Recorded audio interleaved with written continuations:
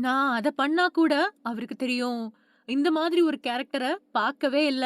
ராமராஜன் பத்தி நளினி. பிரபல நடிகை நளினி தன்னோட முன்னாள் கணவரும் நடிகருமான ராமராஜன் பத்தி சமீபத்துல குடுத்த பேட்டி ஒண்ணுல பல விஷயங்கள பகிர்ந்திருக்காங்க. அதுல அவங்க உறவு, விவாகரத்து, அப்புறம் இப்போதைய நிலைப்பாடு இந்த மாதிரி விஷயங்கள பத்தி வெளிப்படையா பேசியிருக்காங்க. திரைப்படங்கள்ல பிஸியா நடிச்சுக்கிட்டு இருக்கும்போதே, நளினியும் ராமராஜனும் காதலிச்சு கல்யாணம் பண்ணிக்கிட்டாங்க. பல வருஷத்துக்கு பின்னாடி 2 பேரும் விவாகரத்தும் வாங்கிக்கிட்டாங்க. நளினி தன்னோட பேட்டியில, "நான் எப்பவுமே ராமராஜன் அவர்களோட பேசிக்கிட்டு தான் இருக்கேன். அப்போ எங்களோட வீட்ல நடக்கக்கூடிய சுப நிகழ்ச்சிகளுக்கு வருவாரு. அப்பல்லாம் நெறைய பேசுவோம். 7, 7 ஜென்மம் எடுத்தாலும் எனக்கு ராமராஜன் தான் கணவரா வரணும் அப்படின்னு பிரார்த்தனை பண்றேன். அவர மாதிரி ஒரு கேரக்டர இதுவரைக்கும் நான் யார்கிட்டயுமே பார்த்ததில்ல. ஏன்னா, நான் இப்போ தும்ம போறேன் அப்படின்னு கூட அவருக்கு தெரியும். அந்த அளவுக்கு என் கூட நெருக்கமா என்ன புரிஞ்சுகிட்டு நடந்துக்குவாரு அப்படின்னு சொல்லியிருக்காங்க. விவாகரத்து செஞ்சுட்டீங்களே அப்படின்னு தொகுப்பாளர் கேட்ட கேள்விக்கு நளினி பதில் குடுக்கும்போது, நிஜம்தான். அவருக்கும் எனக்கும் ஜாதகத்துல மிகப்பெரிய நம்பிக்கை இருக்குது. குறிப்பிட்ட காலத்துல நாங்க 2 பேரும் பிரிஞ்சிருக்கணும். இல்லன்னா சில அசம்பாவிதங்கள் நடக்கும் அப்படின்னு சொன்னாங்க.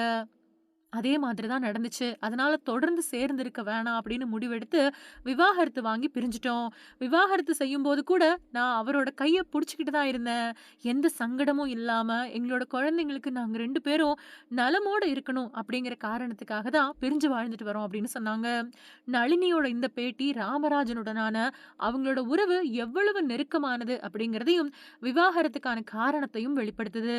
ஜாதகத்தோட மேல கொண்ட நம்பிக்கையின் காரணமா 2 பேரும் பிரிஞ்சிருந்தாலும், ஒருத்தருக்கு ஒருத்தர் பரஸ்பரம் புரிஞ்சுகிட்டு, நல்ல நண்பர்களாவும், அக்கறை இருக்கக்கூடிய பெற்றோர்களாவும் இருக்கிறாங்க அப்படிங்கிறதும் குறிப்பிடத்தக்கது. நடிகை ஸ்ரீவித்யா, நடிகர் கமலஹாசன் உடனான காதல் விவகாரம் பத்தி நெறைய பேருக்கு தெரியும்.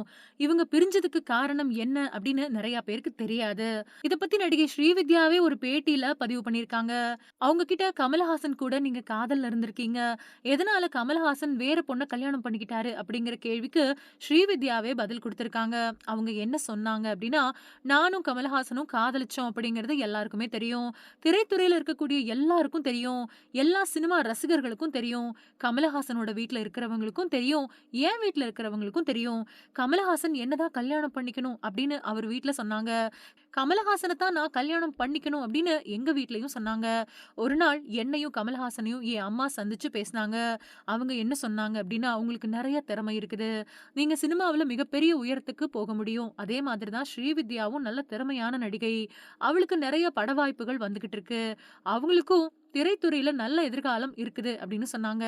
அவங்க என்ன நெனச்சு அப்படி சொன்னாங்க அப்படின்னு தெரியல. அத கமல் சார் எப்படி புரிஞ்சுக்கிட்டாரு அப்படின்னு எனக்கு தெரியல. அப்போ என்னோட வீட்ட விட்டு போனவர் தான் அதுக்கு பின்னாடி என்கிட்ட ரொம்ப வருஷங்களா பேசவே இல்ல. சரி திரும்பி வருவாரு அப்படின்னு காத்துக்கிட்டு இருந்தேன். ஆனா திடீர்னு வேற ஒரு பொண்ண அவரு கல்யாணம் பண்ணிக்கிட்டாரு அப்படிங்கிற தகவல் தான் எனக்கு கிடைச்சது. நான் அந்த நிமிஷம் உறைஞ்சு போயிட்டேன். என்னோட கண்ணு முன்னாடி இருந்த எல்லாமே மறைஞ்சு போயிடுச்சு. அவ்வளவுதான். இனிமேல் எதுவுமே இல்ல அப்படிங்கிற எண்ணம் எனக்கு தோணுச்சு அப்படின்னு பேசியிருக்காங்க ஸ்ரீவித்யா. இவங்களோட இந்த பேட்டி இப்போ இணைய பக்கங்கள்ல வைரல் ஆயிட்டு வருது.